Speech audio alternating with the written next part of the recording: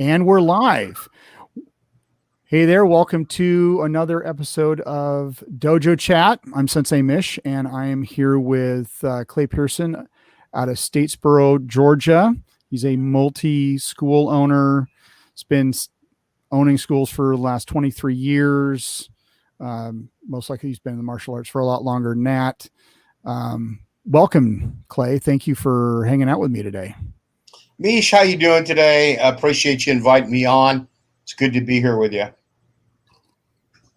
So we were chatting before we went live, but what initially got you into the martial arts? Well, I'd have to say Kung Fu with David Carradine. Man, I fell in love with that as a kid. It was there as an inspiration. There was a mystique about martial arts that kind of created in my mind and heart. And then, you know, when I was 10, my dad put us in Isshin-ryu karate as a family, and you know, I was interested in self-defense like all young men. And it just kind of grew from that, I assume? Well, you know, we trained for a few years doing that. Then, you know, as it happens, there was a lot of schools in Southern California. And, you know, as I started becoming a teenager, I was working with a guy that let me know about a Chuck Norris school there in Reseda, California. And he and I joined the Chuck Norris school. And I found American Tong Soo. And so that was great to train in the Chuck Norris system. I trained with Richard Prieto and Daryl Combs. Daryl's now deceased. Richard Prieto was Chuck's personal sparring partner. We had all kinds of influences in the school, you know, and I was kind of too young to really realize the impact of all these guys. There was guys like Richard Norton, who has been in a ton of movies, the guy from Australia. He's now a BJJ black belt as well. Tadashi Yamashita came in and out of there. And while I was training at that school, you know, I went to a tournament at Grandmaster Dennis Ichikawa's school as an orange belt and met him. He's our current Grandmaster for our alliance, the American Tong Soo Alliance. So our martial arts stem directly back to Chuck Norris and Pat Johnson. The Cobra Kai, what you're seeing depicted on that show is the art of American Tong Soo. And, you know, we branched out from there. Grandmaster Mark Cox, who's my current American Tong Soo instructor and who I earned my black belt with, he's under Dennis Ichikawa. He was there in Chatsworth, California.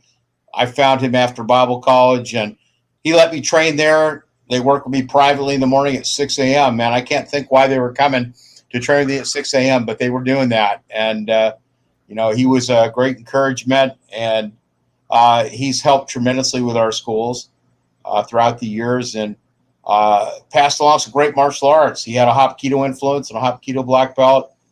He helped us get Krav Maga into our schools, and he's also a Krav Maga master. And, you know, after doing that, I met Grandmaster Jack Hogan. And, you know, through my wife's pursuit of the modern Arnie stick art, I met him, and he became my best friend. And, you know, he's now no longer with us. He's with the Lord. But, you know, I sure enjoyed that friendship with him, and he introduced me to Kyusho Jitsu. So it's been a good, long road. You know, we teach a lot of martial arts in our schools, and, you know, there's 3 of them. We've got one in Richmond Hill, one in Statesboro, which is our primary where my family lives, and one in Twin City. So I'm really blessed and privileged. I've trained with all my family. My 2 boys are martial arts masters as well as my wife. My wife is pretty impressive herself. She's right now she's actually in the jungles of Guyana, believe it or not. She is there planning churches and working at Vacation Bible School. So she just touched down in the jungle with her sister, and they do missionary work. And so I'm excited about what she's done too. She holds multiple black belts as well. She holds 6th Dan American Tong Soo, a 5th Dan Hogan Karate International. She holds a Krav Maga black belt, and she's working on her modern Arnie black belt right now. Cool. Who's she doing the modern Ernest black belt through? Is that Bruce Chu or? It is, you know, and if you don't know who Bruce is, he is got to be one of the most awesome guys you've ever seen with sticks. He is one of Ramy Presas's main proteges, and it sure shows. So when we met Hogan Karate and Jack, you know, I had no idea we had a relationship with Jack for a little over a year before I ever went to his camp. And, that was a group of international martial artists, and Bruce was an integral part of that. He's an affiliate organization with us. So, that organization that we're part of there focuses on Kyushu Jitsu, or pressure points, and attacks the vital areas, modern our knees, and small circle jiu-jitsu. And so we met Bruce through there, and Bruce has become Debbie's stick instructor, and that's been her passion all these years. Mine was Kyushu Jitsu and my friendship with Jack. Right on.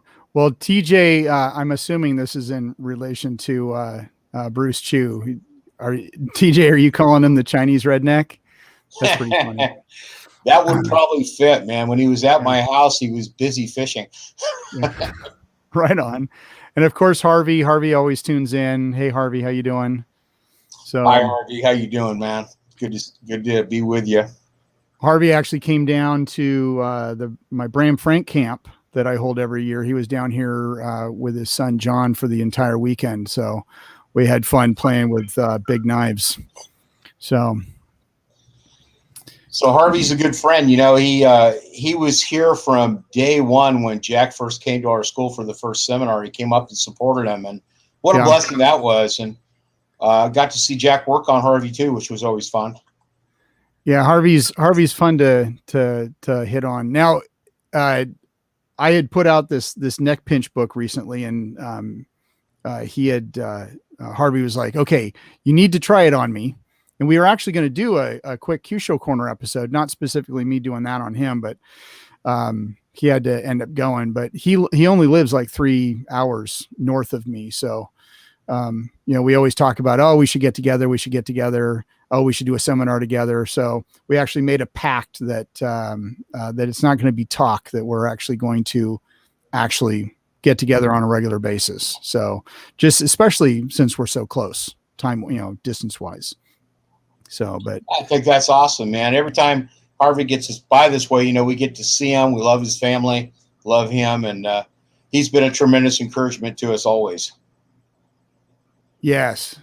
He says we should do it in the next week or two. Absolutely. After we're done here, I'll touch base. We can actually set a date. So, so you said you've had your schools for 23 years. What kind of sparked the decision to open up a school? So that's an interesting story. I appreciate you asking that. People have different motivations. I've just felt like I was always supposed to do it. When I left Bible college, I was no longer with the same Chuck Norris guys. I went back and found Mark Cox, and there was a guy on his black belt board by the name of Ali Ansari, and Ollie was a member of my church. And so Ollie began to work with me privately. And, I met Mark, and when Ollie went off to college, Mark picked up from there. And,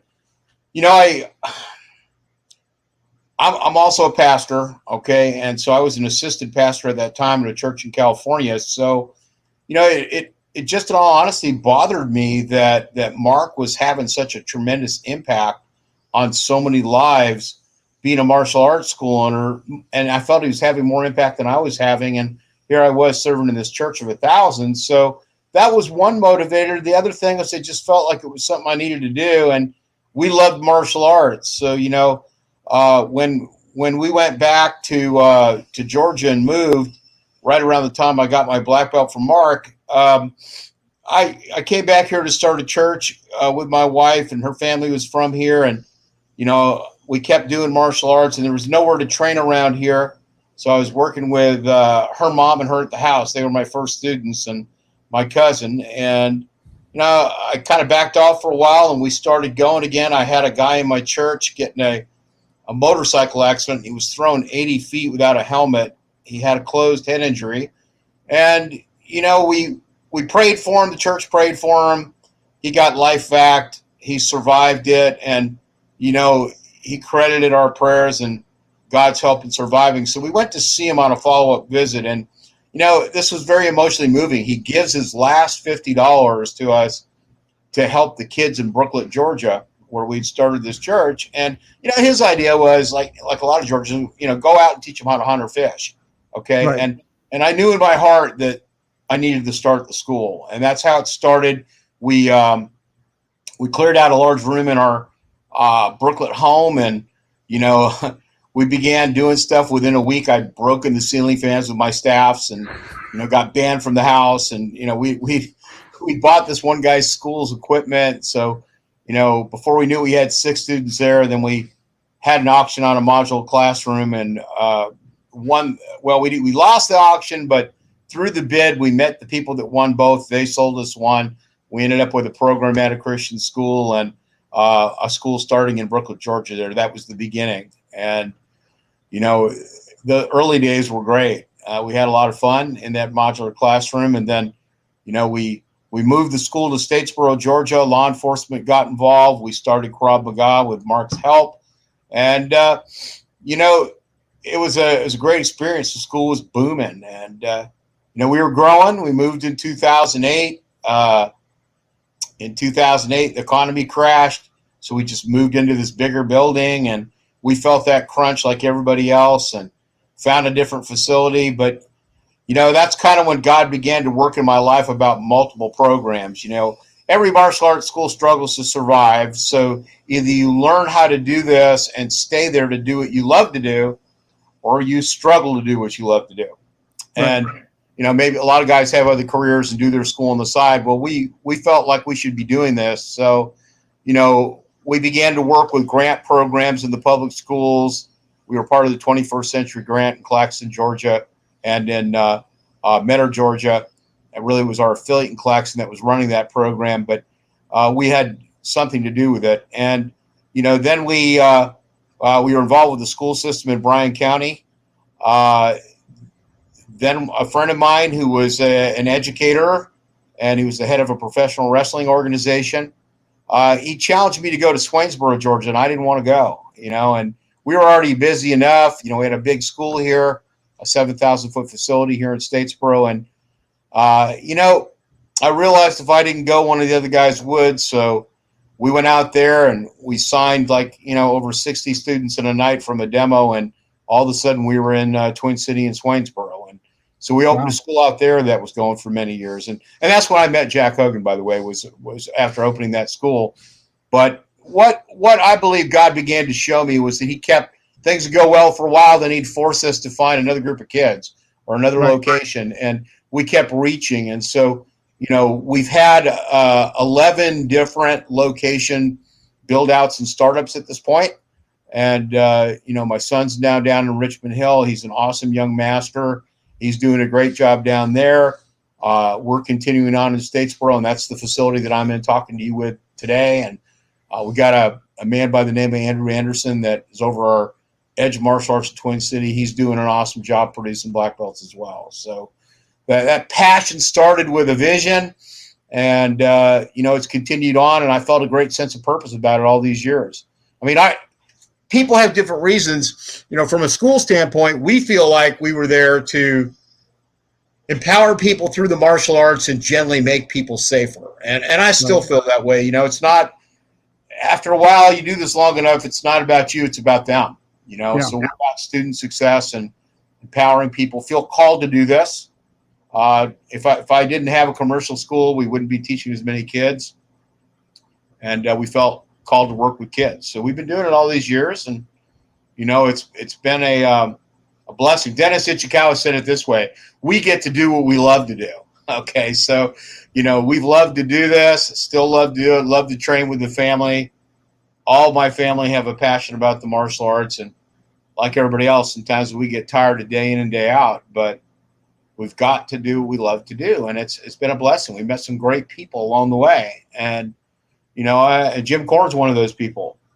David Hogan, Mark Klein, yourself, all these people that we've met. And I'm going to say Ben Semjenkoglu, however he says his last name, man, I've become great friends with him. I really love him, man. He's in Germany, and he'll be in a seminar with us on August 7th here. So, in fact, if someone's looking for a place to connect with some of these great guys, Dave Hogan, Jim Korn, and Ben are going to be in one seminar at my place August 7th.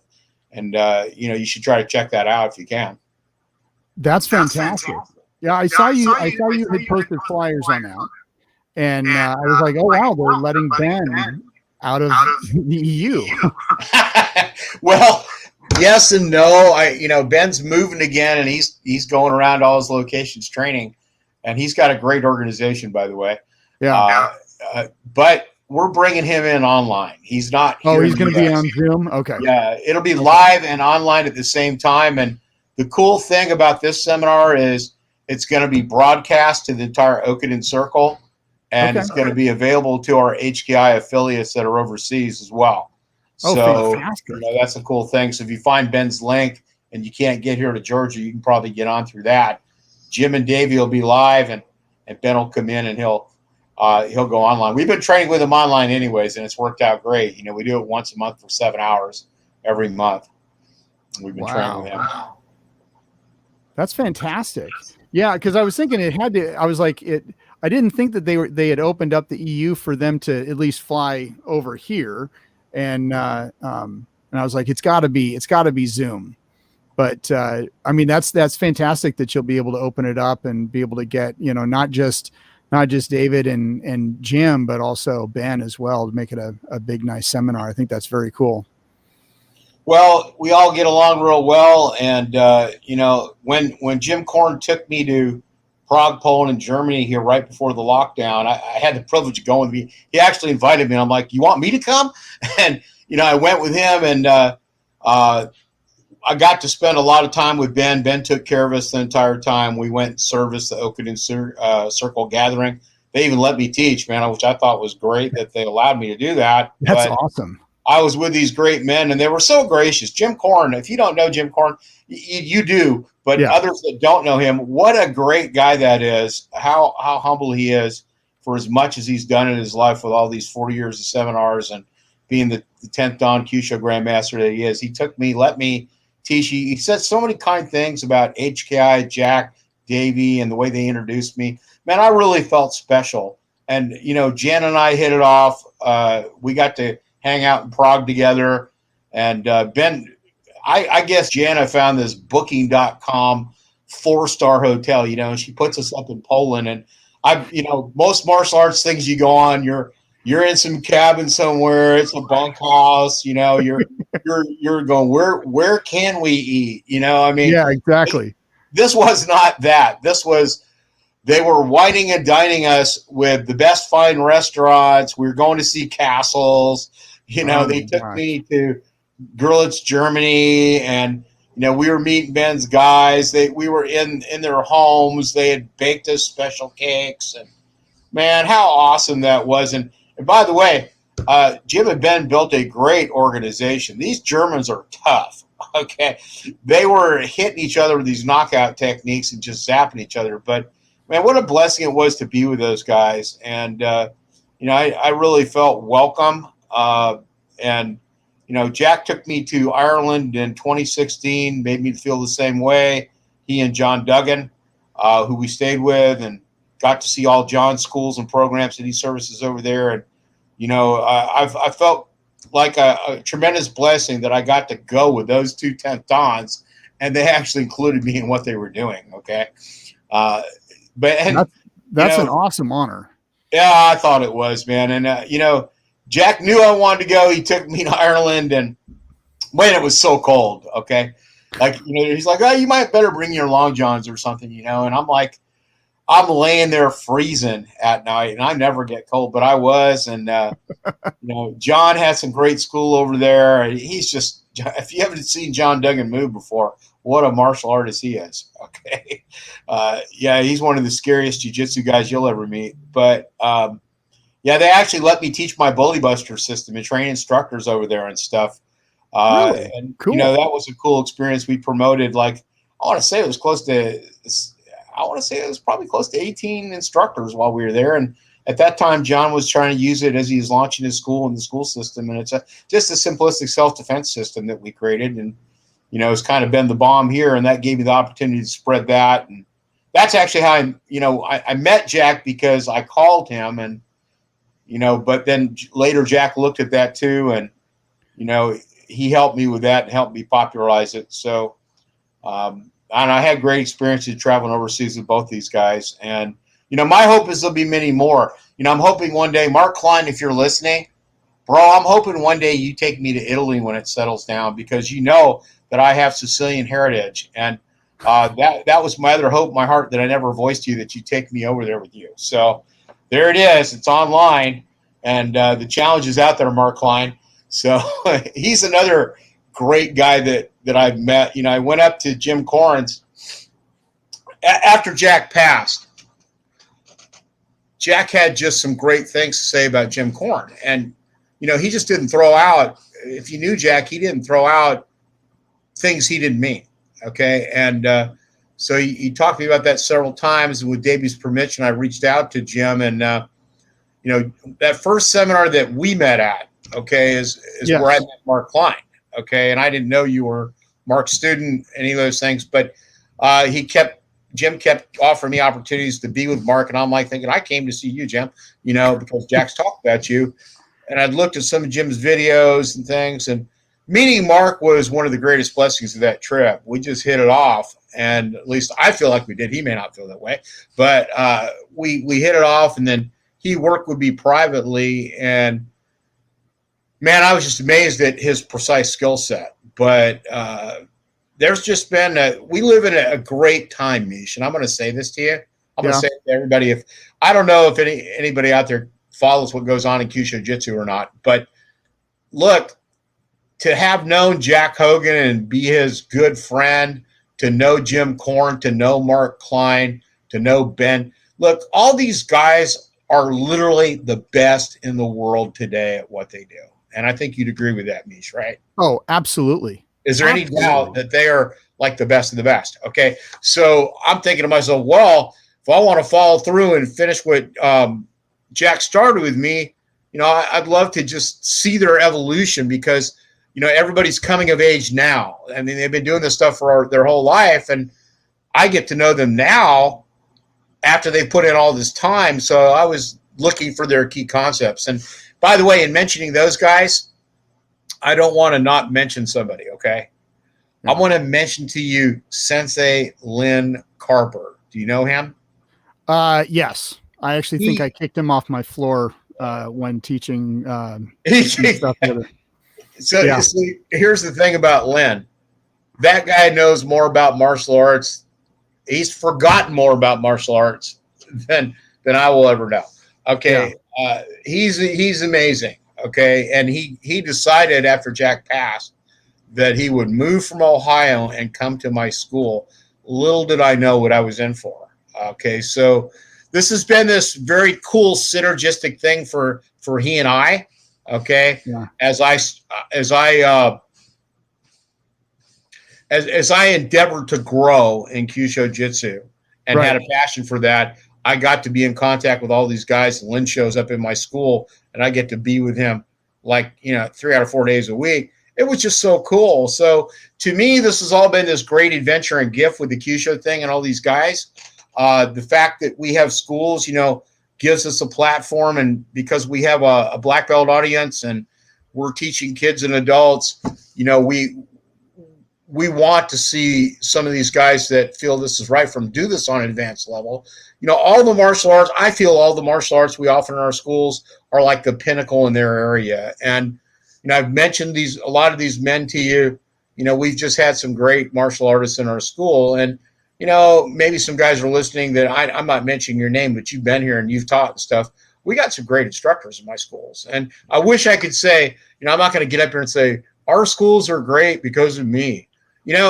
I started them, but the truth is they're great because all these guys got it and are pouring into our students with their skill sets, and they're training daily and growing. And it's the most exciting thing for me. You start to get a little bit older in the martial arts. It's hard at first, You're used to banging, all the time, and then physically your body starts to change, and you realize your role needs to change, and one day you wake up, you're 50, 55, whatever, and now there's your black belts bringing their kids to train, and Your kids Right. are the masters, and all that's been going on for all of us, and so legacy becomes an issue. And I believe you're concerned with this. These men we've spoken of, they have a legacy. Grandmaster Mark Cox has a legacy. So Dennis Ichikawa has a legacy. These men want to know that their life counted because they poured into so many people. So it's our responsibility to pass the information credibly on and not let it be lost. So we've been working on that. And would you agree with that? Oh, I would absolutely agree with that. Bram Frank, he was here this week or last weekend. I don't know if you know, this really isn't to toot my own horn, but he announced that me as the inheritor of modular and That's all cool. that. I didn't know that. That's very cool.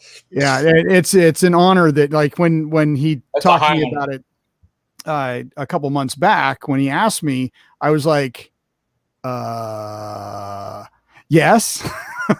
but it's one of those, like, me, it's like, no, I'm not worthy. But and he's kind of set it up like in a triangle. So there's me, and there's Amy, who's his he considers daughter number 2, his modular baby. She was there when he was developing it. And then this guy named Peter, he's actually writing the official Bram biography and the modular biography. So he's kind of the CSSD historian. But when he was doing that, he talked about how it's not just me, it is anybody who becomes an instructor of his. He's like, as they teach his system, they're passing on him to their students. And he's right. And that's exactly goes to speak to what you just said. As instructors, as black belts in Kyusho, Kempo, Tengsudo, whatever, it is our responsibility to pass this on to our students in the right way and continue these people's legacy. So I feel that responsibility so tremendously. So now, what's a cool thing? My instructor, Mark Cox, was here at the last black belt test, and he's like, man, these guys are producing black belts. I'm old. He's talking about my sons, and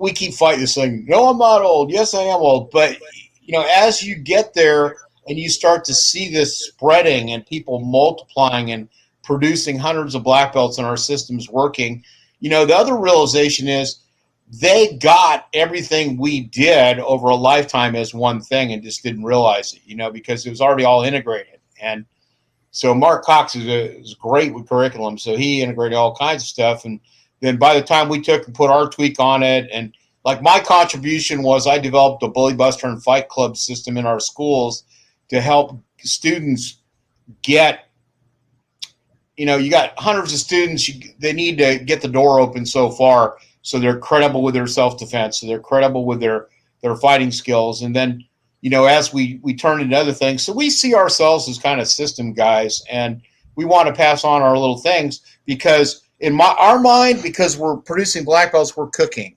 and so to help our guys, our proteges, understand why the quality of black belts is what it is, they need to know what's in the cookbook, okay? And they need to be able to turn the dial, so to speak, to make sure everybody's skill sets stay balanced. So that's a challenge. So, like what's happened in our schools as we're trying to pass this on is, I would have done it all by myself, okay? But I blew out my knees years ago. I started training instructors when I blew out my knees and got ACL repairs 15 years ago.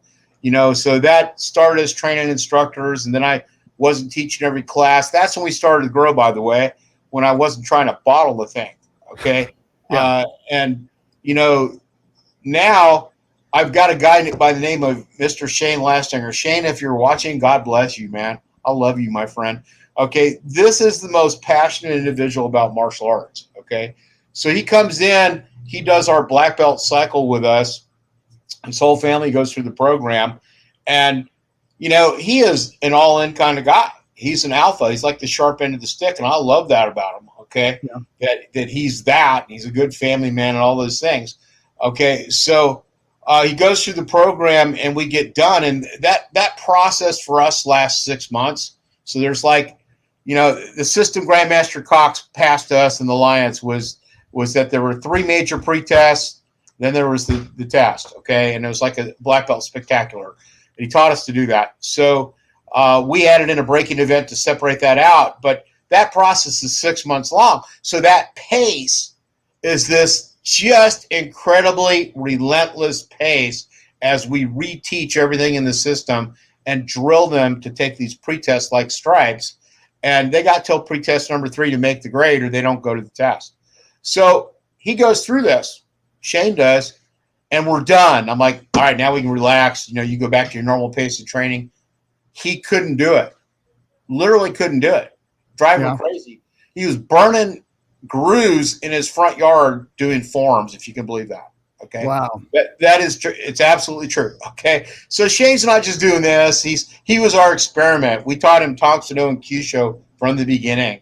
So at black belt in Tong Soo Do, he's all dog tired at the end of this test, 4 hours on the final day. We make him knock somebody out, and he does it no problem.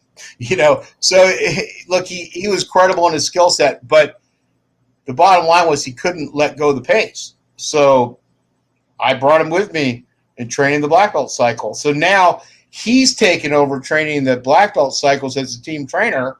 This is what he does. He goes through that cycle every 6 months, and we have team leaders in each school that are under that. And they all train separate and together every week while they're preparing for the test.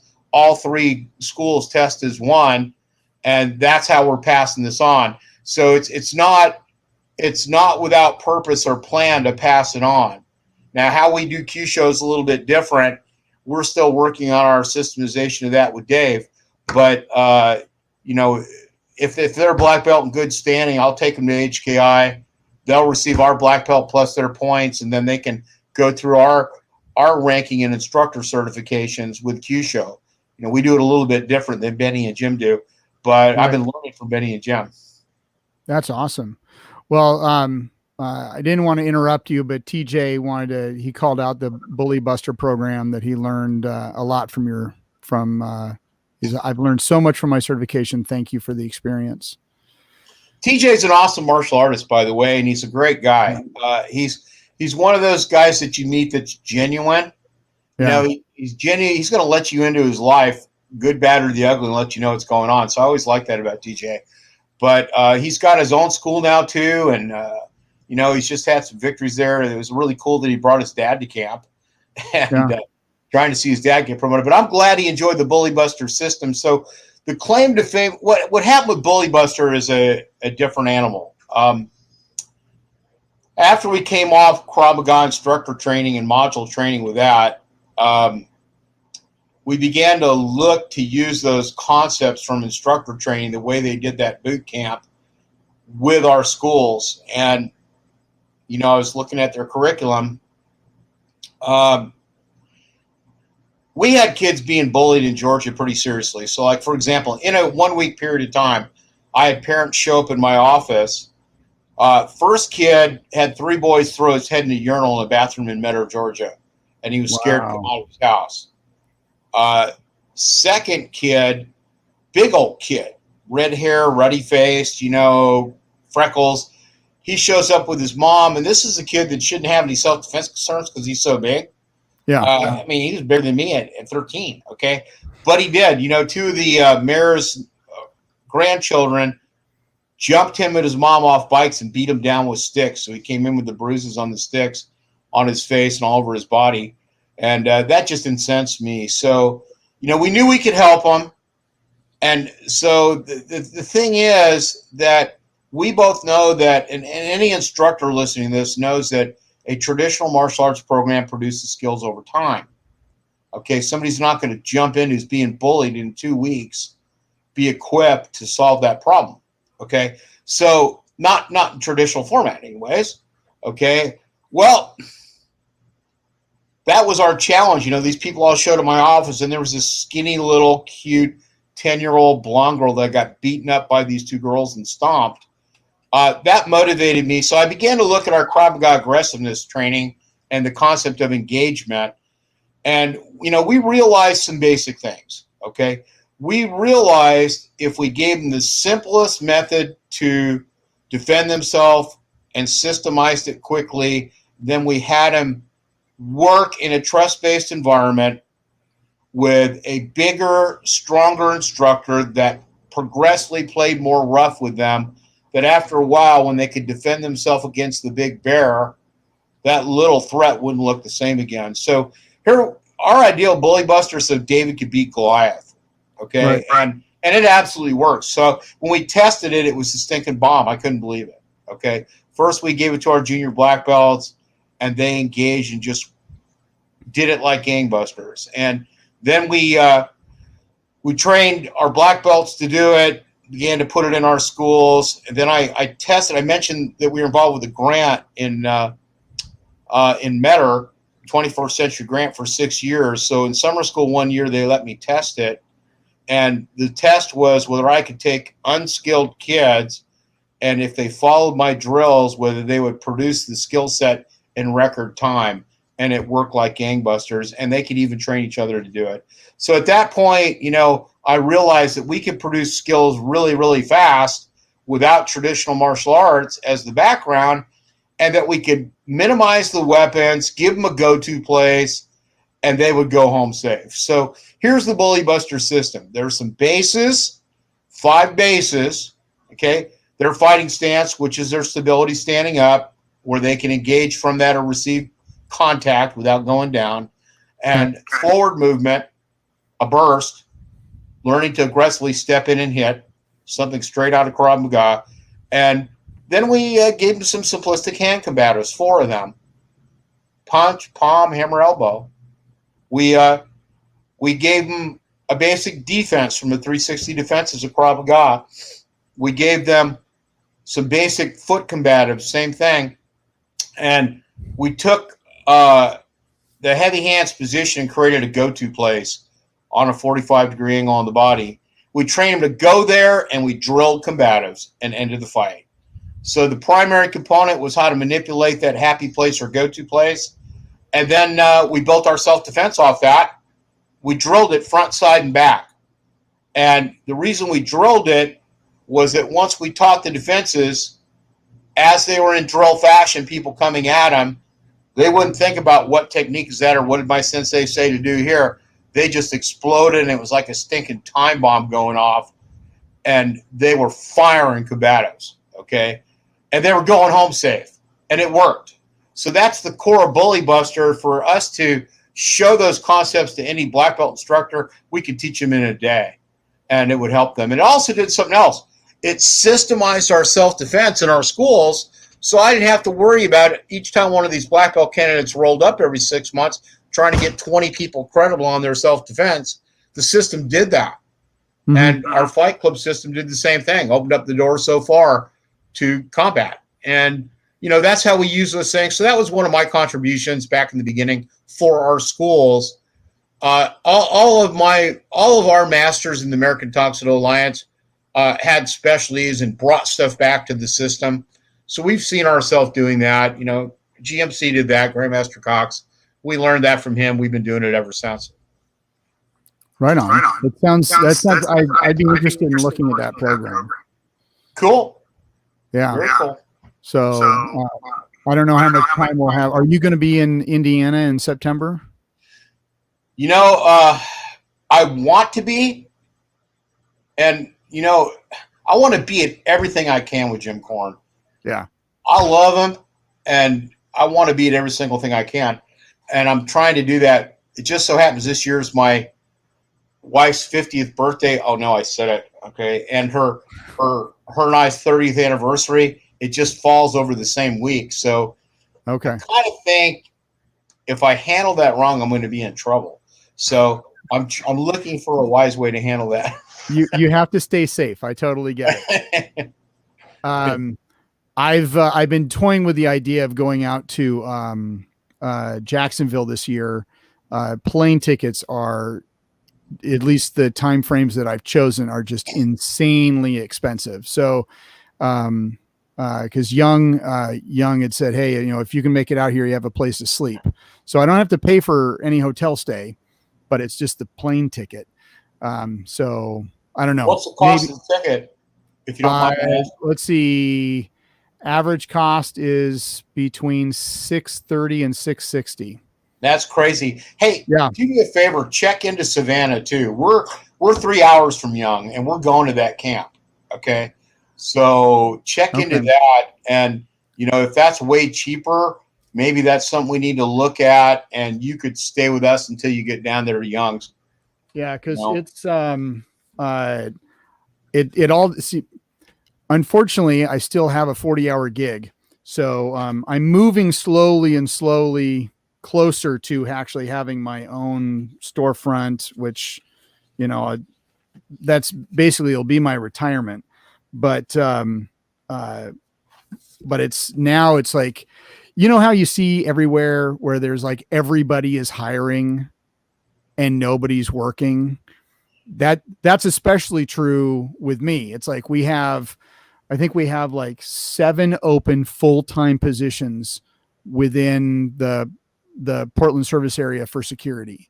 And so it's one of those that it's just like, if we were fully staffed and had everybody, getting time off wouldn't be an issue. It'd be like, oh yeah, sure, Mish, take a couple days off and go. But it's like, even going out to in April, I had to cover somebody's shift who swapped with me just so I could go out there Thursday, Friday, because I already have the weekends off. But so when it comes up into September, I already have that time off. But like a month later, October, that's kind of stretching it. So if I did it, I was able to get Friday off, and then I'd fly out like Thursday night, arrive Friday morning.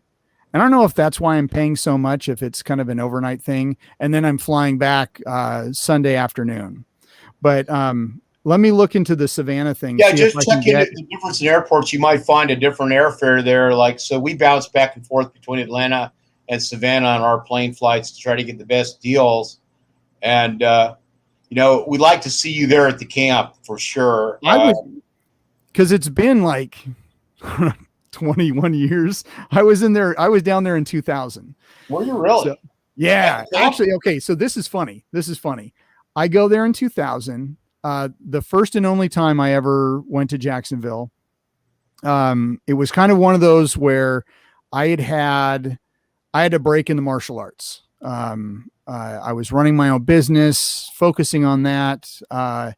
And martial arts just wasn't like a focus for me.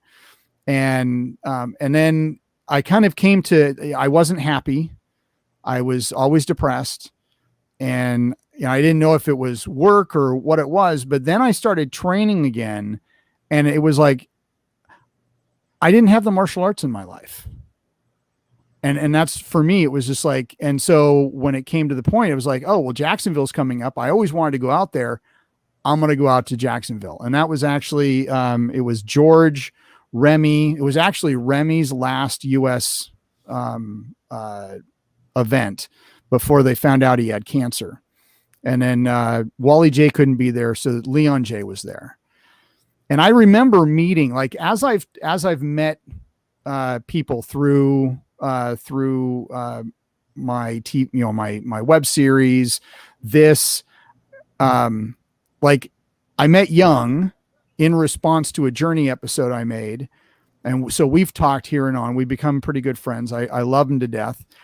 And I remember meeting, now it's like, I remember meeting him back in 2000. And it's weird. There's a picture that Young had posted, and he had originally tagged Harvey, and Harvey actually, he did say, he commented, he said he had to get back to work, so he's not listening. So he'll kill me that I'm putting this out there publicly. But there's a picture of him with Leon J, and they're not like, Harvey, it's got Harvey's back, and it's Honda because he's got Honda written on the back of his gi. And then you've got kind of a front picture of Leon. And then there's me in between. It's just like an action shot, just like kind of a quick people training. And I was like, and of course I wasn't tagged in it, because when it was posted, it was, forever ago before Young knew me. And I was like, and I was Facebook stalking, for a good picture for this chat with Harvey. And I came across the picture. I'm like, oh my God, that's me. That's like, that's like that was from 20 years ago. And so I'd made a comment and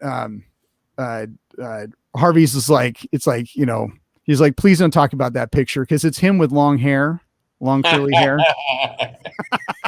Harvey with long hair. So I got to say this, we've said a lot of things about a lot of people. Yeah. Young and his dad are some awesome people. Okay.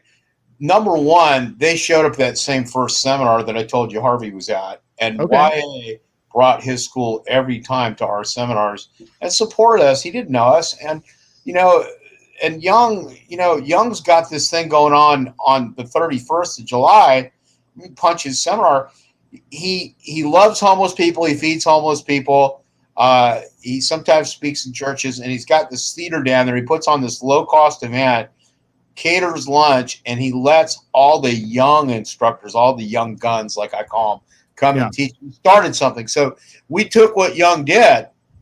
Young started this, not me. And so we created this Young Guns events this year because we think it's really important to get those guys out there. They're the future, and they're so highly skilled, all these guys, okay, that we have in the HKI organization. And by the way, I haven't said anything about HKI as an organization, but there's some great guys there, okay? They've been there training together for 35, 40 years, long before I thought about coming along. And there's some highly talented guys there. So you do well to train with them. Anybody would benefit from going to Davey's camp. And haven't said anything about Davey because we were talking about Jack. Davey is a phenomenal martial artist. He has the gifts his dad had. And you know what? Every time I see him do something, he grows and grows and grows. Okay. He's amazing. Okay. I'm just going to say that, a little plug for Davey. You do well to go to his camp, and nobody doesn't like Davey. Okay. It's hard not to like Davey. But anyways, Mish, I hope you come. And, I think it's important for another reason. This thing when Jack passed, all these guys in the Kyushu world that had trained together back in the day when you first came along, before I thought about ever coming around, you're talking about Mark Klein, Jim Corrin, Jack Hogan. They were the big guns for DKI. Mm-hmm. And, Jack used to say this, so I'm going to say it. He used to, by the time I met Jack, he was referring to George Dillman, whom I've never met, as the one who shall not be named. But, they all came from that. All right. And they were friends back then. And regardless of how things came about and what occurred over time when they went their own ways, they just had been apart for this many years, not intentionally, but because their past took them different places. So right now there's this coming back together thing, and Jim Corrin was kind of at the center of it with his friends in the martial arts, and he had a desire to help Davey. I have that desire to help Davey. We're doing everything we can to kind of allow these guys to be together again so we can benefit from all their knowledge. And I think these camps are where that happens, whether it's Jim's or Davey's or one of the Oaken and Circle events or the Friends in the Arts gathering, Karsten Dahm and Glenn Jarl Jordheim, these other great instructors that are in these foreign countries. I think everybody should be part of that, man. I absolutely agree. Now, I've got actually a couple different things to look into for this October camp, because you're suggesting look at Savannah. So Rob Ray. Rob's awesome, by the way. You fly into Stanford, Orlando, we can provide a ride to Jack's. It's 2 hours away. I've got TJ. You can fly into Nashville. He's driving down there. So yeah, I'm gonna look at my different options and see what I can do. Cause if I can get a good ticket, I'll go. Like, I'll call out sick. This is one of those things where it's just like, cause for me, I've been stuck here in the Pacific Northwest, and I went down, I went to a number of big 3 seminars with Wally and Remy and George but the furthest I ever really went was, what was it? It was Texas back in like 93. Yeah. Maybe 94. I can't really remember. I think it was around that time. Anyway, so, and that's when I first met Mark Klein. I met him there first, but it was, all of those seminars were, except for the Texas one, were local. And so I find that really, even just as a Q show person, I mean, I've been doing this, pretty much I've been stuck by myself because, I don't really associate with anybody except for Mark, but really a lot of the Q show stuff is happening on the East Coast. And so if you want to learn anything, you gotta go. So back when that first time that you went to Jim's camp, what was that? 2016, I think. Yeah. So I had actually reached out to Jim. Actually, I had reached out to a bunch of different people because I was writing and filming episode 100 for my for Q Show Corner. It had to do with knockouts. So I reached out. Yeah, I remember that. And I remember talking to Jim on the phone, and he's like, I was like, yeah. I said we can, because I wanted, of course, it's a video. I had to video record it, and so he's like. I suggested FaceTime or Messenger or whatever. And he goes, I don't know what any of that is. Why don't you just come out here? And I was like, well, that's not a bad idea. And he goes, you can teach too, if you want to. I was like, shoot. Okay. I'll put you up in a cabin. You just got to pay for the plane ticket. I've got you from here. And it was so more enticing and more enticing. And I was like, okay, I'm going to find the money to get on a plane and go out there. So I love the experience so much that unfortunately I really wasn't able to make it out there until this last April. But in April, I've been both the times you were there. Yeah. So it was one of those things where there's all of these really talented people, very like good people, let's just take away the talent, just good human beings that it's like, I like being around these people. And so it's one of those things where it's like, I'm going, I've already got my plane tickets for September. And it's just like, I want to be more involved in going and training. And so like, if, and there's a ton of things happen. I've been asked to go to, not to teach or anything, but just to show up. There's this big, FMA festival camp that Brian, I'm going to butcher his name, Zelwasowski. He's one of the 5 Tappy Tappy guys, but he's putting it up in Connecticut, and but I won't be able to make it to that because it's almost like there's Jim's thing, and then there's the FMA thing, and then there's Davies thing, and so like every weekend after that, But anyway, I'm really making it part of my mission, part of my journey, because I want this to be my retirement, is to start basically creating that network, seeing my friends on a regular basis, training on a regular basis with different people. So yeah, I really hope you succeed with that, Mish, because you'll be passing on their stuff and getting to maintain these relationships because the older we get, the longer we do this, the reason we do it is we love it. Oh, absolutely. And so being around those people just fuels you to go forward. And that synergy is important, I think, for us to do what we're said, spread legacy. There's got to be events and activities. In the beginning, for us, the seminar was I would have my instructor come from California. He'd do this or that, and it would always be great. He'd offer tremendous things to the schools. But was kind of missing the social aspect of some of these seminars we're talking about. When Debbie went up with, for the first time it was a Filipino martial arts seminar where Bruce was there and Jack was there when she first came in contact with HCAT. It wasn't me that first came in contact with it, was Debbie. She was amazed at the camaraderie all these guys have been training together for 35, 40 years. And it was obvious to her, we just didn't know anything like that. We had never experienced that. We were like you. We were by ourselves and doing our thing. And so I could see why that's enamoring to you. And I think it's important, us realizing that these advanced martial arts were being spread in seminar format and relationships were taking place at those events was a new thing too. And we would love to. The biggest issue right now that I see as these affiliations are building, and they are building. Yeah. I think you'd agree with that they're building. Oh yeah, is that you voiced it? It's hard to get to all of them. So the timing of them, Jim's event in September, HKI's event is the second weekend of October. So right.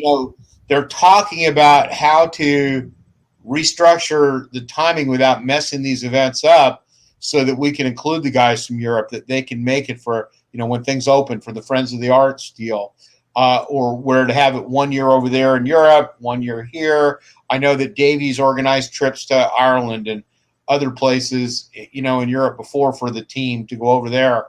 So figuring that out. To be honest, I've been talking to Davey about him allowing me to do a camp, and I hope he decides to do it. I'd love to do it at the beginning of the year here and get everybody here. But I enjoyed Jim's camp last year. Sometimes you almost don't go because you got a lot going on. Right. That's our problem. We got too much thinking going on. And, I could always find excuses not to go.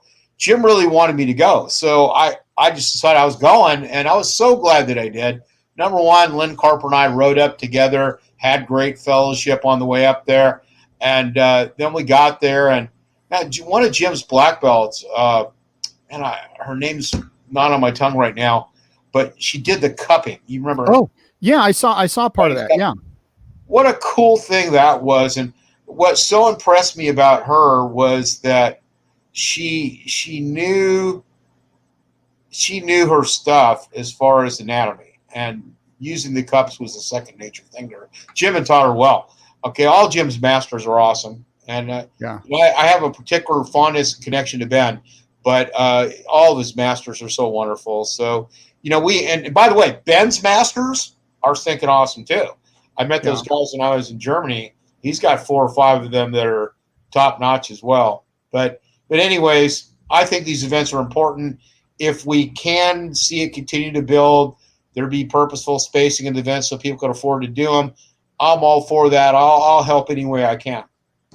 Well, I originally met Harvey through Mark Klein, because at one point I was having Mark out here twice a year, and he came out one May, and he's like, "Oh, I have this friend that lives out here. He's going to come down and say hi," and it ended up being Harvey.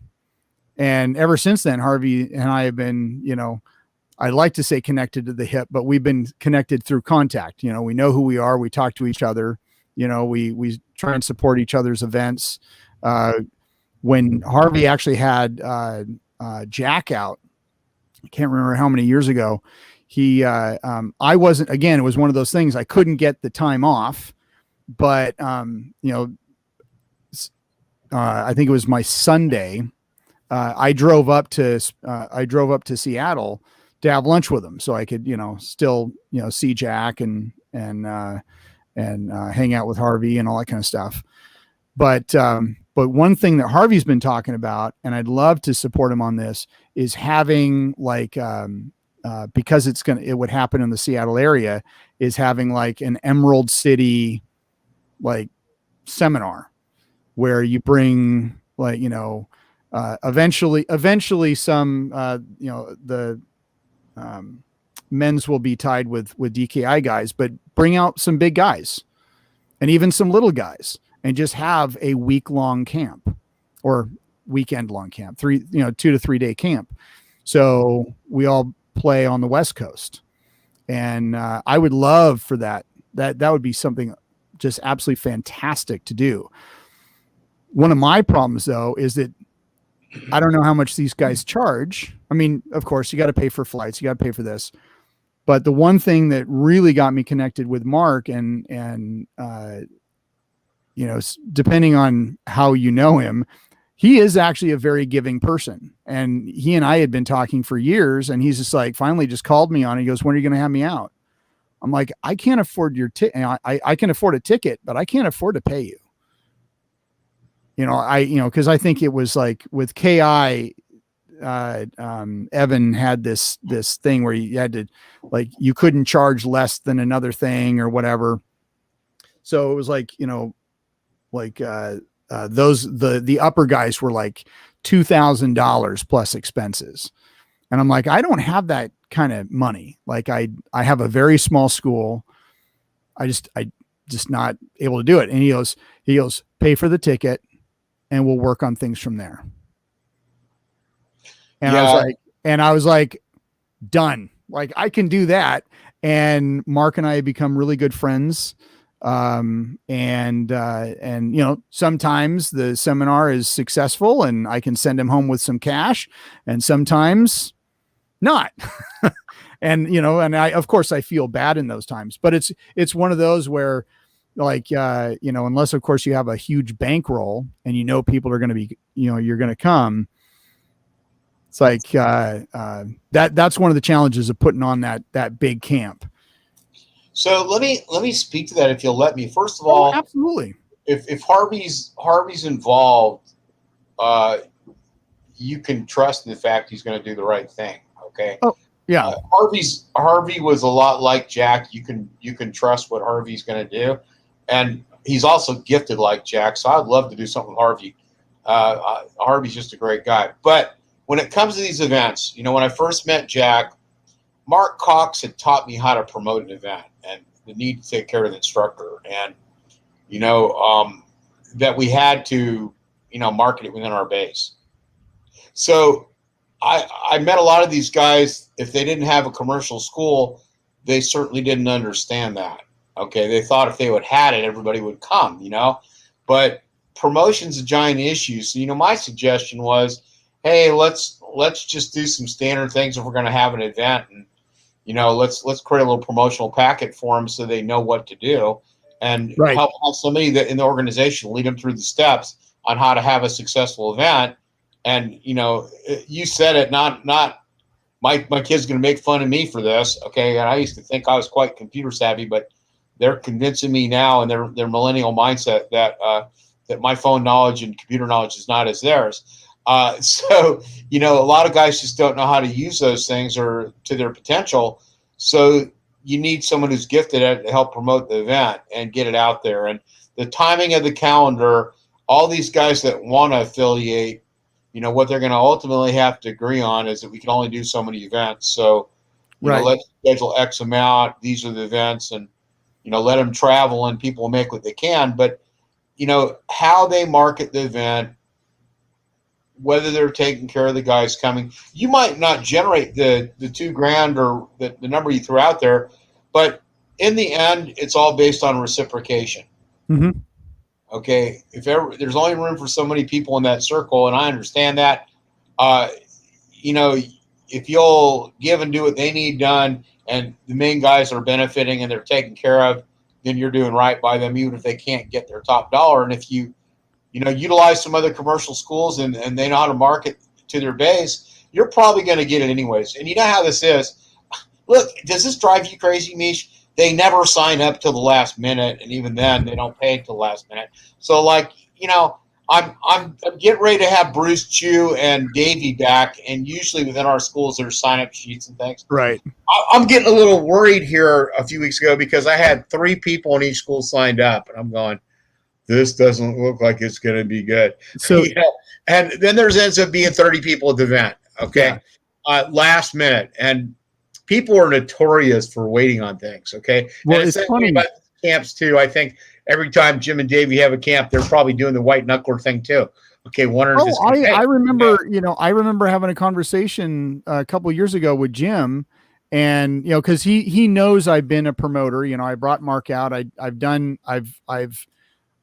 different things. In fact, for a couple of years, it was Stan Miller, Dan Anderson, and Mark Klein. And we were doing what we called the next 3, kind of a take on the big 3. So we still had small circle, Small Circle was Stan. Dan Anderson was Arnis, and then of course Mark was Q-Show, and I did that for a while. So being a promoter, and honestly, I started knowing absolutely nothing, and now I know about half of that. And every time I have Bram out, it's just more successful every year. So I'm learning every single time. But even Jim, he's just like gets frustrated with people not paying, because you always want people pre-registering. And I remember in the beginning, I was getting really frustrated, stressed. It's like, okay, I've paid Mark's ticket, and I had it. Dan Anderson let me have it at his school, and I was kind of getting frustrated. And Dan's like, Mish, just relax. Karate people are lazy. He says they always pay like the week. He says they'll always pay like a week ahead or at the door. So just you've done all the promotion that you can do. Keep on talking about it. And then what happens on the day of happens of the day of. And I think those were probably one of the wisest words that ever said to me, because that really, I just have to remember, it's like, I generalize it more that just martial artists are lazy, but instead of karate people, but yeah, it's one of those where sometimes it's like, well, I'll make deals with people, like to go to Bram's camp. Minimum is for the 3 days is we were charging $333 pre-register. If you wanted to become an instructor, it was $450. If you paid after July 6th, it was like the instructor was $500, which is our standard price. And then just to attend was $375. And there were some people who were like, oh, I just can't afford the whole thing right in one thing. It's like, don't worry. If you can pay now, like I'll set it up in payments. So I'd actually organize with people to, pay it in payments. So, and actually I had 1 year, I actually had that as an option before I had even talked to anybody. I think it was the next 3-1 where, and a couple of people took that, but a lot of people don't take it. They just wait to the last minute. And then as a promoter, you just stress, but I don't know. I find that's kind of one thing that goes through my mind. Yeah. And I first became aware of that when, Jack had some events that didn't make back in the day. And, I was too new in the organization at that point to really be able to help them because, I was the new kid on the block, but it was always a burden of mine. So any of these lifetime martial artists, I'm burdened for. And they go to great risk when they promote these events, particularly these big camps like Jim and Davey do. They got to put money down, they got to make commitments and stuff. And so it helps their state of mind if those commitments are made, and right. So whatever could be done to make it easier, the guys that are serious about it, hopefully they'll do that. But, leaving the promotion of the event thing, I'm just going to say that these events have value because you network and you meet people, and then you guys can hang. If you have the time where, like for years, we were in the Crown Plaza Hotel there in Jacksonville, and that event kept building because it's the same place every year. But the real blessing was after hours, getting to hang out with all these guys and sharing stuff, and not just stories, but they do martial arts till 4 a.m, and so that's where you learned everything. You didn't learn it. I'm not that there wasn't a fire hose happening in the seminar. There is. You're getting more information than you remember. I hope you're videoing it. Okay, Mark, thank you for videoing. But we both know that the real learning happens outside of that. You make these relationships, and you find some people that you're comfortable with, that you connect with, and they're all good. You're not going to find a bad martial artist there, but right. You got to be Schultz, always learn more after. Yeah, he's right. And Scotty's a quick study too. Good guy, really good Ishin master, and he was one of Jack's private students too. Yeah, he and I and Rob Ray were the last ones, and And by the way, Scotty, I'm glad you're coming to our seminar, man. Been too long since I've seen you. But he's right. You always learn more later. And with Jack Hogan, guess where you learned it? Back porch. Absolutely. Rob Ray, learn more in the lobby while drinking than in the seminar. But Rob Ray, you're online here. You're going to say, I learned on the back porch, right? I'm waiting for him to respond back. Maybe he will. We would sit and talk on Jack's back porch, and that's where all that happened. Jack would sit there drinking tea and smoking cigarettes, and we'd be on his back porch. And I'm like, well, are we training today? But then I realized how much he was passing to me. Okay. And the longer I stayed involved, the more I realized there was nothing he didn't tell me. Okay. I just wasn't at a place where I could grasp it at a certain point. But back porch. There it is. Okay. Scotty says back porch. Rob Ray, same. Back porch. And, us three came to appreciate what happened on Jack's back porch, and that he took time for us. Okay. Decided to take time for us, and best days of my life for years. Jack just had that way of making everybody comfortable and letting you know you were important. And, these guys may not say this, but, Jack was great at I'll say it, picking up stray dogs. Okay. You got hurt. You were burnt out. Ramey Prices died. Jack was there for Bruce Chew. Okay. Helped him through it like nobody could. Okay. That's what Jack did. And I remember saying, man, he invited me down to breakfast, or rather I invited him to breakfast, and we went down, and that's when I knew he was going to work with me. But, what a great privilege it was. But that back porch is an important place, whether it's the back porch at his house or these, the time sitting down at the seminar while everybody's hanging out. That's where those relationships are formed and the real knowledge gets passed. So I hope we can do that this year. Okay. Yeah. And that some of you guys will take advantage of that. And when Jim and Davey come to my place in August, I hope you guys will come if you're able, because Jim's actually going to be here till Monday. So there's going to be some time for that. And,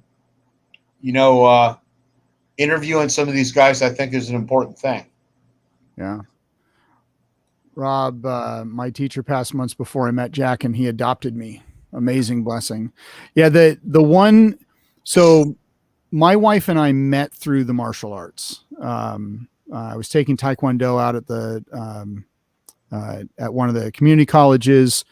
She was in class. I had talked to her for months, and then I noticed her, and she's like, anyway, that's a whole different story. But even though she doesn't do martial arts anymore, she allows me to put on, events here. Well, just in general, but, having Mark stay at the house, having Bram stay at the house.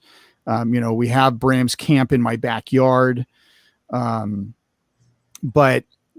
I can't remember what year it was. I took her to Boise, Idaho. Dave Davies was hosting what I guess they were calling it the Masters of the Next Generation. And it was Bruce Chew, Jack Hogan, and I don't know if Leon was there or not. I can't remember, but it was kind of like a take on the next three. And so I pulled her to Boise with me, and she just kind of sat in the corner while, I was at this 2-day event. And then on our way home, because she had met Dillman, and she had met, a bunch of other DKI guys.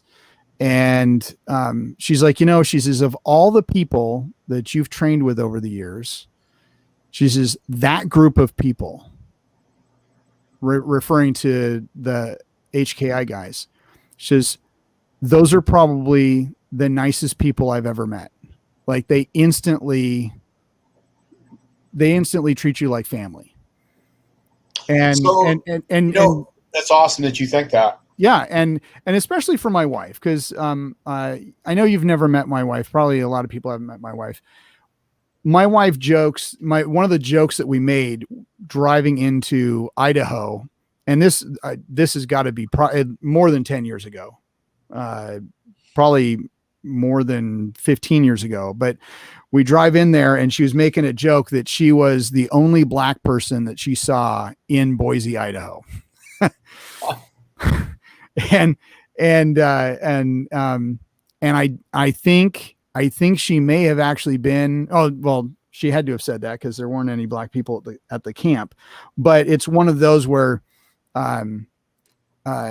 just to feel accepted by others is huge for her. And, and she wasn't even a practitioner. She was just sitting in the corner reading or doing crafts or what. I can't remember what she was doing, but yeah, I mean, she's just like, that's the type of group of people that you need to be associated with. And she was talking about HKI. So this was our experience. We went to the camp not knowing anybody, and Jack had been coming around to my school, and I already felt extremely close to Jack, and he didn't really make a big deal about the camp. He goes, yeah, we got this event. This is our event. And, I think you'll like these guys. And I had no idea how stinking huge that thing was going to be. All these people from all over the world at the Crown Plaza. And so what I remember is Gerald Carter and Johnny Quest, who are two awesome masters. Okay. Right. Both those guys. Them presenting themselves to us as ambassadors of HKI and welcoming us and taking time for us. Okay. That made a lasting impact on me. They presented themselves as ambassadors. Okay. So I thought, when I found out that Ben in Germany called his instructors ambassadors, I thought that was interesting. But they did that. And so they made us feel welcome. Okay. And then over time, as I got to know more of them, we felt more and more welcome. But, the other thing I loved about Jack and HKI is I was close enough to ride down to Jack's house all the time, where I would go down there for days sometimes. And we'd be sitting on his back porch. I'd spend the night. One time I went there over Christmas vacation. But when I'd be sitting on the back porch, we wouldn't be there long till Davey comes cycling around on the cart, till Bradley Hogan or Eric or the girls. Everybody in the family was processing through. So I'm a family guy. Yeah. I'm a big family guy. I mean, our family's close, and we got good relationships with our kids, and Lord willing, I won't mess it up. But his family kept coming by, grandkids, great grands, whatever, they were coming by all the time. So I thought that was the coolest thing. He was the central hub, and it was always the same. Jack's out there drinking tea, But you're right about making it feel welcome, and that's what I was trying to describe to you earlier about my experience and how we did a seminar in a commercial school versus, and there's nothing wrong with that, by the way. I don't want to find fault with that. This just had another dynamic. And when we experienced that dynamic, we liked that because we felt like we were pretty much alone. There wasn't this time for this heavy social interaction. It gave an opportunity, for you to get to know people and, build some lasting relationships that make you want to go back. Yeah. I don't know. I just, when it comes to the camps, I think it actually would be nice, like going off of something that you had mentioned earlier, like kind of everybody sitting down and like maybe setting up 4 camps a year or 5 camps, like space them out just so everybody can make it, instead of having camps like 2 or 3 weeks apart, having them at least a month apart or 2 months apart. So everybody, so people who want to go to them can still, save up the money for the plane ticket or, carpool with somebody, figure out a ride to be able to get to every event. Cause you're going to have those people that, they're going to be those seminar rats that are just going to go to every single event. And I would love to be one of those. Yeah, I would love to be one of those too. Jim Kern told me he spent $100,000 doing that. But, I want to say this, that, some people don't understand the seminar format or the importance of it. Okay. Yeah. So this is what I've been trying to explain to my students. I said, look, guys, this is where our advanced martial arts take place. You guys are coming up in the base system. So when you get to the place where you're ready, we're hoping you want to do this. You go be seen. Everybody gets to know you. And you continue to train. Everybody sees your progress. That's how you gain progression through these organizations and these events, is through your participation in the seminar format and then training afterward. And, if you don't understand that, you'll not know the door of opportunity that's open to you, particularly if you're, just a member of a dojo and you think, well, this is my only world here. If your instructor is opening to you his other world, his personal world of the fellowship circle he has with all these greats in the martial arts, you should receive that and take that opportunity while it's there. And that's my perspective on that. I know you can't afford to go to every seminar, and to be frank, neither can I. Okay. Right. But I'm going to try to participate at the level I'm at because I realize how that format works. It's a traveling school, and and maintaining those relationships is an important thing. Some guys keep up with it on Facebook, and I know that's hard to do. You don't always want to look at this junk, but staying connected helps you to continue in these relationships. And over time, those that are valid will become evident, and the other guys will certify you when it's time. Okay. That's just what I'm going to say about that. So it's important to go. Yeah. Well, I think it was one of the next threes that I held. Can't remember what year it was, but there was a group, another group of martial artists that were local that I've become good friends with. They were part of a martial arts system where their grandmaster was like, you only learn from me. You don't go to outside, no outside tournaments, no outside seminars, very, very closed system. And it was funny because the first time I brought Mark out, I was going to dojo. I was dojo door knocking, handing out flyers.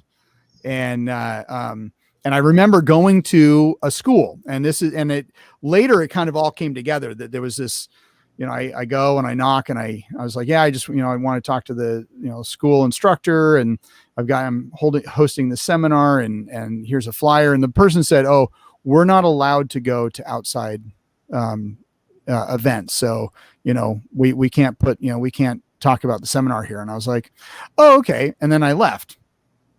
Fast forward a couple of years, I meet Uriel and Joanne and Scott and all these other really great guys who had been part of the system, but then they had basically had a falling out. And our next three seminar with Mark and Danny and Stan, they were like, you guys are just so open and friendly, and you just kind of accepted us. And for me, it's just like, well, that's just kind of how it is. Like, we're all brothers and sisters in the arts. We should accept each other. And it was, and I'm glad that it was a positive relation, a positive experience for them, because then they've been able to expand from there. I like what Rob says. They also become family reunions to a degree more than martial training. Allows for those lifelong martial arts to recharge their body, mind, and soul. Absolutely. Yeah, he's right. I used to go to see Jack. It wasn't a training thing anymore. It's just my friend. And don't get me wrong. I was committed to go forward with the training for a variety of reasons, but that's not why I was going to see Jack. He's right about all that. And, you hit on it. Look, we all came, how do I say this? Sometimes instructors can be heavy-handed and, or we're control freaks. I'm going to say we, not others. Okay. Right. We're control freaks. And when you're running programs and things, that can be an issue. So if that's all you've ever known, it's hard to break out of that, because it's back to the way I learned was the right way. But here's the thing. instructors have an impact, and if you don't do things in your relationships with others that jeopardize those that are in a commercial martial arts business, you're not reaching in their refrigerator without permission. You're not going to cause those hard feelings that cause everybody to drop into control freak mode, where they become ultra protective of their base. That common respect and decency there, where there's going to be appropriate etiquette going on. And I'm not a person that has a problem with people that are martial artists trying to do their thing. Why? Because I am one. But again, there's ethics and boundaries, and you don't have to be heavy-handed about all that. You don't have to step on somebody's toes for us to be compatible. And right. Usually that's where this mentality stems from, is that guy's a threat, in some way. I mean, am I wrong? No, I think you're right on that. Yeah. So I don't know. Wow. We're at an hour and 25 minutes. So that was good though. Okay. It was good. I appreciate the fact that some of the HKI guys are on here. I don't know who else is looking, but thank you for doing this and for jumping on with us for a minute while we talked. I mean, we had no plan. Yeah, and I kind of like having no plan. It kind of moves organically from there. But I don't know. I saw that we had up to about 7 people watching, and usually I'm more like, hey, I don't know why I didn't this time, but I usually like, hey, shout out, who are you, where you're tuning in from, and all that kind of stuff. So, or at least say hi. So okay, is this gonna be on Facebook, Mish? This is going to stay on Facebook, and it's also going to be on my YouTube channel. Okay. So we're actually streaming to both right now. So, and I'm trying to really get my YouTube numbers up, because I don't know, I hate Facebook, but I have this on a Facebook page mainly because more people tune in from Facebook. But once everything is said and done, I'll post at least the YouTube again and be like, hey, check out this great chat, yada yada. So, all right. So anybody who's checking this out, how do they train with you? How do they get a hold of you? So my number is 912-690-KICK. 912-690-KICK. You can call me, you can text me, or email me. My email is bull4kicks, BULL, the number 4, KICKS 2000 @Yahoo. And you could get a hold of us, or just look up Borough Martial Arts or Statesboro Karate, contact us. Or if you want to reach through HKI or one of these other organizations, go ahead. But if I can help you in some way, I want to. Mish invited me on here. This is the thing. You talked about all these great guys. You got resources that you don't take advantage of sometimes. Yeah. So, if you're a commercial school owner who's having issues or problems coming back from the pandemic, I'd like to help you. Call me. Yeah. And actually that's one thing we didn't talk about, is how you made it through, but that can be a conversation for another time. So, all that information, I'm going to put that in the description below. You have an event coming up. What's the date on that again? So Saturday, August 7th, we're going to have Grandmaster David Hogan, who's 9th Dan, Grandmaster Jim Korn, who's 10th Dan, and the head of the Okuden Circle. And then under him, his Grandmaster Ben Giancoglu. He's over the organization Truly in Europe. They're all going to be doing the seminar at my school. Ben will come in online. We'll broadcast online. We'll be live. We're going to invite you to be part of that. And then later on September 11th, before HKI's camp, we're doing the Young Gun Seminar in Richmond Hill with all these young instructors. Right on. I'll try and put that in the stuff below as well. So the one with Davey, Jim, and Ben, that's what, 2 weeks? Saturday, August 7th. Well, no, that's like 2 or 3 weeks from now. Yes, it's right around the corner. Awesome. Okay, well, if you have hung out this long, whether live or not, and you have not liked, subscribed, shared, whatever, do all those really cool social media things. The likes and the shares and the followings, that really helps me out, shows your support. Commenting, thank you for the support there. I'm going to be in Indiana last weekend of September. It's Jim Korn's camp. It's his fall camp, Friday, Saturday, Sunday. I'm actually teaching a modular clinic Friday night, so it'll be 3 hours of modular.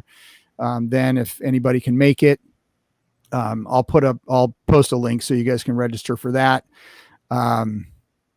Even though you may register at the last minute. And then let's see. And I'm going to do my damnedest to try and make it out to Jacksonville. My brain is slowly frying. Lots of different options have come up during this talk, which is awesome. So I appreciate you guys trying to help me out, get me out there. So, all right. Oh shoot. We got 4 likes and hearts. Sweetness. All right. Well, Clay, it has been an honor and a pleasure. I love chatting with you. I'm glad we were able to sit down and chat more. If you happen to make it out to Indiana, we can chat then. And then if I can make it out to Florida, we can chat then as well. So appreciate the opportunity to be on, Mish. Good to talk to you. And thank you for watching us if you did. All right. All right.